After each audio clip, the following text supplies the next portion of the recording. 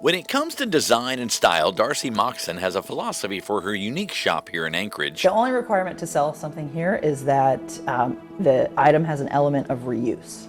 So it's using material or something that already existed. So here at Furnished Studio and Salvage, Darcy not only sells items, she puts them back together, giving them new life. Really no telling what's going to be here when people come in to shop, because it's really whatever our artists find and they see a vision. And that vision, a lofty and thrifty proposition. Well, our business store is all about landfill prevention.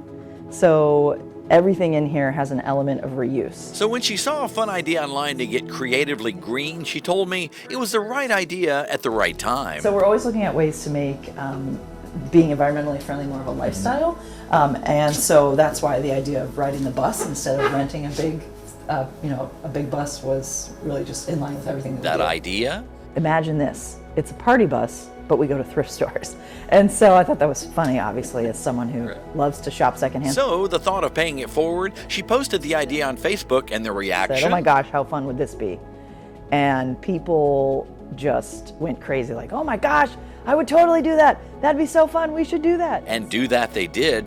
Darcy got to planning. But again, to keep that party element in it, we decided we would go thrift store, local brewery, thrift store, local brewery. Well, they weren't driving, and a little beer to grease the wheels of commerce. There were some people who had never ridden a bus before, so Darcy had to explain the basics of busing. You watch the route on Google Maps. You pull the little cord to stop the bus.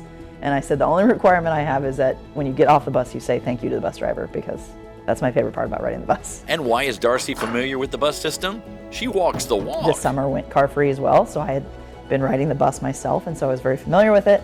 And so we thought, oh my gosh, that's a great idea. So on a Sunday a few weeks ago, 17 extra thrifty bargain hunters boarded an Anchorage bus in search of greener pastures. We tried to go really green, yeah. So we recommended people bring, walking shoes, because we did a little walking in between to bus stops, their own reusable bag. And although they all didn't know each other at the beginning of the trip, being thrifty and a bit tipsy, it must have worked because we went with the flow and we had a wonderful time. They found friends and bargains. Somebody found a coat with the tags in it, and I think the tag said like $88 originally, but it was $7.50.